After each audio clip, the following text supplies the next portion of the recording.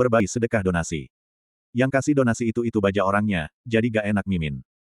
Mumpung besok Mimin libur kerja bisa update banyak bab dari pagi. Jadi bantulah sedikit donasi. Sampai kejar bab terakhir penulisnya. Kalau sudah terkejar kalian gak perlu lagi donasi, biar Mimin aja yang buka. Kelvin Hendra. Bab tahun 1184 sampai tahun 1188. Seperti yang kau tahu, sekarang ini, pemimpi. Penjaga malam adalah Satya Wicaksana, kan? Tanya Serena. Kelvin mengangguk dan berkata, saya telah mendengarnya. Namun, 30 tahun yang lalu, sebenarnya pemimpin penjaga malam adalah Parlan. Kata Serena. Baru setelah peristiwa yang terjadi di masa itu, dia digantikan oleh Satya. Apa itu ada kaitannya dengan perjanjian tersebut? Tanya Kelvin. Serena mengangguk dan berkata, iya. Semuanya sudah ditetapkan. Robin Hendra dan Parlan boleh pergi ke gua perubahan, tapi mereka harus melepaskan posisi pemimpin penjaga malam, mereka semua harus keluar dari penjaga malam. Kelvin sedikit tergugah dan berkata, dia menggunakan kesempatan ini untuk melakukan kudeta. Itu hanya salah satu alasan. Kata Serena. Alasan utamanya adalah sebagian besar orang-orang merasa bahwa jika mereka masuk ke dalam gua, mereka akan sulit keluar dari sana. Sebenarnya itu gua macam apa? Tanya Kelvin sambil mengerutkan alisnya. Apa gua itu sangat berbahaya? Kata Serena. Gua itu sangat berbahaya, tapi karena ini melibatkan salah satu rahasia tertinggi penjaga malam, jadi aku tidak bisa menjelaskannya secara rinci. Nanti, setelah kau menjadi bagian dari penjaga malam, lalu pergi ke wilayah barat dan utara, maka kau akan segera memahaminya. Barat. Hati Kelvin sedikit tergugah. Permadi, masternya, juga pergi ke barat. Para penjaga malam sejati, semuanya berada di sana, kata Serena. Setelah Parlan dan Robin Hendra mengundurkan diri, sekarang ini, tampaknya ada yang sedikit berbeda dengan penjaga malam. Kelvin menarik nafas dalam-dalam dan bertanya, lantas, apa yang sebenarnya terjadi? Setelah menandatangani perjanjian, kata Serena. Kakekmu mengangkat tangannya dan berkata bahwa dia akan membuka gua perubahan untuk menyelamatkanmu. Pesan ini, dalam satu hari, langsung menyebar ke seluruh dunia kultivasi. Di hari yang sama, 70% penghuni di kota Willis adalah seorang kultivator. Kata Serena sambil tersenyum. Ini adalah pengaruh yang dimiliki oleh kakekmu di dunia kultivasi. Kelvin merasa terkejut dan berkata, kakek saya. Kakekmu adalah seorang dokter sejati. Dia merawat banyak orang tanpa pernah meminta biaya. Dia tidak pernah memandang status orang lain, bahkan sampai sekarang, selama kau mau, kau bisa mengatakannya pada banyak orang bahwa kau adalah cucunya Robin Hendra. Setelah itu, banyak kultivator yang akan berdiri di sampingmu, kata Serena. Dalam benak Kelvin muncul bayangan kakeknya dan kata-kata yang pernah diucapkan sebelumnya. Dimanapun dia buang air, selalu ada orang yang memberinya tisu. Sekarang terlihat, kakeknya sama sekali bukan seorang pembual. Semua ini adalah kenyataan. Barang gratis, sebenarnya itu yang paling mahal. Serena tertawa dan berkata, kemudian, kakekmu memilih mereka yang sudah berada di tingkat Ningdan atau lebih tinggi, sampai akhirnya berkumpul 37 orang. Gumam Kelvin. Apa dulu banyak yang sudah berada di tingkat Ningdan? Dulu, mereka adalah orang-orang yang menduduki top 50 teratas peringkat immortal, kata Serena. Kelvin terkejut dan merenung, kemudian, sebagian besar dari mereka tewas di dalam gua. Ya. Serena menghela nafas panjang, sebagian besar orang yang masuk ke dalam gua perubahan telah tewas. Bahkan kakekmu sampai terluka parah saat membawamu keluar dari sana. Pada mulanya, jumlah kami saat masuk adalah 37 orang, tapi hanya 9 orang, termasuk kakekmu, yang bisa keluar dan selamat dari sana. Hati Kelvin bergetar. Mereka adalah kultivator di tingkat Ningdan. 37 orang di tingkat itu masuk ke dalam gua perubahan, tapi akhirnya, hanya tersisa 9 orang yang bisa keluar dengan selamat. Ini berarti bahwa untuk menyelamatkan dirinya, 28 orang telah tewas di dalam sana. Setelah peristiwa itu, kakekmu pergi untuk membawamu dan tidak pernah terlihat lagi. Sejak saat itu, dia menghilang dari dunia kultivasi, tidak ada yang tahu di mana tempat persembunyiannya, kata Serena. Banyak orang menduga bahwa dia telah terluka parah akibat pertempuran di gua perubahan dan sudah mati. Ada juga rumor yang mengatakan bahwa kadang-kadang dia akan muncul untuk mengobati orang-orang. Sampai akhirnya 6 tahun lalu, dia muncul secara diam-diam, tapi yang mengetahuinya hanya lingkaran kami, sebelum akhirnya dia menghilang lagi dan dibawa pergi oleh Teguh, kata Serena. Setelah mendengar ucapan Serena, Kelvin merasa seperti ada batu yang menekan hatinya. Robin tidak pernah menceritakan hal Jini padanya. 28 kultivator di tingkat Ningdan telah gugur untuk menyelamatkan dirinya. Seandainya 28 kultivator di tingkat Ningdan itu masih hidup, maka manfaatnya untuk masyarakat pasti jauh lebih besar. Pantas saja, mereka yang percaya karma selalu berkata bahwa Kelvin sedang dikejar-kejar oleh nasib buruk. Sebelumnya, Anwar pernah berkata padanya satu kali, tapi pada saat itu, Kelvin tidak terlalu memperdulikannya. Dia menganggap bahwa apa yang dikatakan oleh Anwar hanya berhubungan dengan ancaman yang diterimanya organisasi Zero saja. Namun, sekarang ini, tampaknya bukan begitu. Sejak lahir, dia sudah memikul takdir mereka semua. Saya. Kenapa saya bisa berada di dalam gua ini? Di mana orang tua saya? Tanya Kelvin. Garis miring. Tidak tahu. Kata Serena. Saat itu, yang tahu tentang keberadaan mereka mungkin hanya kakekmu dan orang-orang dari keluarga Suki, sedangkan Parlan dan orang-orang yang ikut masuk ke dalam gua, mereka semua tidak tahu kenapa kau berada di dalam sana. Melihat Kelvin mengerutkan keningnya, Serena menghela nafas panjang dan berkata, seharusnya aku tidak memberitahumu. Waktu itu, kau juga masih kecil dan belum tahu apa-apa. Orang-orang yang ikut dalam pertempuran itu sebenarnya hanya ingin membalas budi pada Robin. Jadi, kau tidak perlu merasa tertekan. Kelvin duduk di samping. Dia menarik nafas dalam-dalam dan berkata, apa Anda tahu?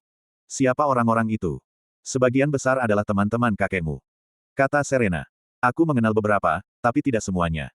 Setelah itu, dia berdiri dan berkata, kau tidak perlu mengkhawatirkannya. Kau hanya perlu menenangkan diri dan mencari informasi tentang kakekmu. Setelah itu, bawa dia kembali. Kelvin mengangguk dan berkata, saya tahu. Dalam 2 hari ke depan, saya perlu meminjam tempat latihan Anda. Saya harap tidak ada yang mengganggu saya selama berlatih. Serena mengangguk.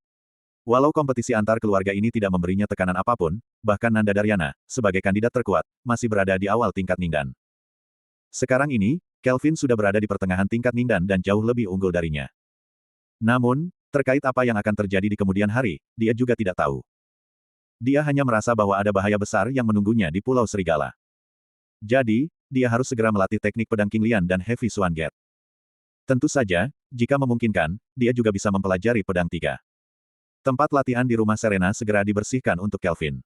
Selama 2 hari berikutnya, Kelvin akan berada di tempat latihan dan tidak akan pernah keluar. Dalam teknik pedang Heavy Swan, teknik keduanya disebut sebagai membelah gunung. Ini adalah teknik yang dapat digunakan untuk mengalahkan 10 lawan sekaligus, tapi tidak seperti teknik membelah ruang yang membutuhkan konsumsi energi tinggi. Teknik ini dapat digunakan berulang kali. Dalam petunjuk pedang King Lian, hanya ada satu teknik yang cocok digunakan dalam tingkat Ningdan, yakni teknik yang disebut sebagai pedang bunga. Setelah teknik pedang King Lian dipraktekkan, maka tebasan pedangnya akan mengeluarkan energi pedang yang berbentuk seperti kelopak bunga, menyembunyikan pedangnya di antara bunga, dan melancarkan serangan yang mematikan. Ini adalah teknik pedang yang memang didesain untuk membunuh. Selama berlatih, Kelvin mampu menguasai kedua tekniknya dengan cukup cepat. Namun, untuk teknik pedang 9, tampaknya pedang 3 masih sangat rumit baginya. Bagaimanapun, bakatnya dalam meracik pil dan menggunakan pedang memang sedikit berbeda. Saat Kelvin sedang tenggelam dalam proses latihannya, saat itu di keluarga Daryana, jujur menceritakan semuanya kepada Yosa. Mendengar itu, Yosa mengerutkan alisnya dan wajahnya tampak dingin. Dia berkata dengan ragu-ragu, sebenarnya kau tidak perlu sampai mengancam seorang alkemis tingkat 4. Dalam kondisi sekarang ini, kedudukan seorang alkemis bagi penjaga malam mungkin lebih tinggi dari bobot seluruh keluarga Daryana kita. Juju mengangguk dan berkata, waktu itu, aku hanya bicara tanpa pikir panjang, dan ingin sedikit mengintimidasinya, tapi siapa sangka, ternyata Agung begitu keras kepala. Dia adalah orang dari generasi sebelumnya di keluarga Hendra dan seorang alkemis tingkat 4. Wajar saja kalau dia sedikit sombong, kata Yosa. Jika kita gagal bekerja sama dengannya, maka satu-satunya cara adalah menghapusnya. Perkara ini harus diselesaikan secara sembunyi-sembunyi. Kata Juju. Harus. Yosa mengangguk. Kau tidak perlu mengurus ini. Biarkan aku yang melakukannya. Bagus. Juju mengangguk. Selain itu, ayah tidak akan pulang dalam beberapa hari ini, mungkin dia sedang mengurus pernikahan keluarga dengan keluarga Lily. Setelah bekerja sama dengan keluarga Lily, maka posisi keluarga kita akan menjadi semakin stabil. Di masa depan, walau akhirnya tindakan kita terbongkar sekalipun, tapi Adrian dan Sata pasti akan berpikir 2 kali jika ingin melawan kita. 2 hari berlalu dengan cepat dan tanpa suara. Tentu saja, dalam 2 hari ini, keluarga Hendra tidak sengaja mempromosikan kembalinya Kelvin Hendra ke dalam silsilah keluarga. Sebaliknya, keluarga Daryana tampak sangat rendah hati dan tidak menyebarkan berita ini. Di rumah Serena, Kelvin sedang duduk bersila di tempat latihan. Duk, duk, suara langkah kaki terdengar. Kelvin membuka matanya dan tersenyum getir, sambil berkata, ternyata pedang 9 memang sulit dipahami. Aku sudah berlatih selama 2 hari, tapi sama sekali belum menguasainya. Saat Sekar melihat Kelvin membuka matanya, dia segera berkata, Kelvin, Senior Agung dan Adrian sudah datang. Mereka sedang menunggumu di luar. Kelvin mengangguk. Dia langsung berdiri dan berkata, ayo, sudah waktunya kita pergi. Dia mengikuti Sekar sampai di depan pintu rumah Serena, sementara di luar pintu, sebuah mobil sedan putih tampak terparkir di sana. Agung sedang duduk di kursi pengemudi, sementara Adrian berada di kursi penumpang sambil merokok. Di mana Nona Serena? Tanya Kelvin. Kemarin, dia berkata bahwa hawa dingin di tubuhnya telah berkurang. Setelah itu, dia mendapatkan pencerahan dan pergi berkultivasi, kata Sekar. Kelvin mengangguk dan berkata, kalau begitu, kita langsung pergi saja. Dia bergerak ke arah mobil, lalu membuka pintunya dan duduk di belakang bersama Sekar. Terima kasih karena sudah menyelamatkan Sophie, kata Adrian. Waktu itu, aku sedang ada urusan, jadi tidak bisa berangkat ke Gunung Seribu Pedang. Bicaramu seperti orang asing saja. Ujar Kelvin. Bagaimana dengan urusan bayangan darah? Apa kau sudah menemukan siapa yang membiarkannya lolos? Adrian mengisap rokoknya dan berkata, hanya ada 3 orang yang boleh melihat bayangan darah saat itu, satu adalah Satya, satu lagi Parlan, dan yang terakhir adalah Gama Daryana. Parlan dan Satya, aku cukup memahami mereka. Mereka tidak punya alasan untuk membiarkan wanita itu lolos, kata Adrian, jadi. Kemungkinan besar ini adalah perbuatan Gama. Hanya saja, aku masih belum menemukan bukti. Belum menemukan bukti. Itu berarti kita tidak bisa berbuat apapun padanya. Tanya Kelvin. Kalian penjaga malam. Ah. Adrian menghela nafas panjang. Satya terlalu lemah dan ragu-ragu. Itulah yang menyebabkan semuanya menjadi seperti sekarang.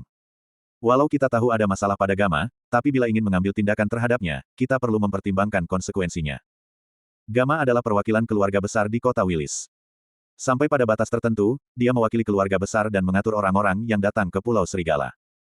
Kata Adrian, jika kami bertindak tanpa bukti, konsekuensinya akan sulit dibayangkan. Sampai di sini, Adrian kembali melanjutkan, oh ya, jika kau mampu mengalahkan bayangan darah, artinya kau sudah berada di tingkat Ningdan, kan? Informasi apa yang kau peroleh di kota Sierra tentang kakekmu? Aku datang ke kota ini untuk mencari kakek, kata Kelvin. Kemudian, dia kembali menjelaskan tentang pil yang bisa melacak keberadaan kakeknya. Dia juga menjelaskan kemungkinan kerjasama yang sedang dilakukan oleh Gama dan Teguh. Dalam hati Kelvin, dia sangat percaya kepada Adrian dan Agung Hendra. Setelah selesai bicara, Kelvin berkata, jadi, kali ini, aku memanggilmu datang kemari karena aku ingin meminta bantuanmu untuk pergi ke Pulau Serigala secara diam-diam. Jika aku sendiri yang pergi ke sana, kata Kelvin. Seandainya keluarga Daryana benar-benar bekerja sama dengan organisasi Zero dan kabar tentang kedatanganku ke pulau itu sampai diketahui oleh mereka, mungkin mereka akan langsung membawa kakek pergi, atau bahkan membunuhnya. Jika kalian ikut bersamaku, maka itu juga bisa menimbulkan kecurigaan. Jadi, aku mungkin hanya memerlukan sedikit bantuanmu untuk bisa masuk ke sana. Adrian berpikir sebentar, sebelum akhirnya berkata, setelah kompetisi antar keluarga, aku akan mencoba untuk memasukkanmu ke Pulau Serigala. Sepertinya itu bukan masalah besar. Ketika itu, dia menatap Sekar dan berkata, tapi kali ini, kusarankan agar kau pergi sendiri. Saya ingin menemaninya, kata Sekar. Adrian menatap Sekar dan berkata, Sekar, aku tahu apa yang kau pikirkan, tapi ada kemungkinan besar bahwa Pulau Tikus merupakan markas organisasi Zero. Bahkan Teguh mungkin berada di dalam sana. Seandainya, kata Adrian, seandainya identitas Kelvin sampai terbongkar, maka dia masih bisa mundur atau melarikan diri. Jika kau ikut bersamanya, jujur saja, kau hanya akan membuat pergerakannya semakin lambat. Ekspresi Sekar tampak terkejut. Dia tidak bisa menahan diri untuk meremas tinjunya sendiri. Adrian berbicara dengan sangat lugas dan terang-terangan. Sebenarnya, Sekar ingin membantahnya, tapi dia tidak punya alasan yang kuat untuk membantah.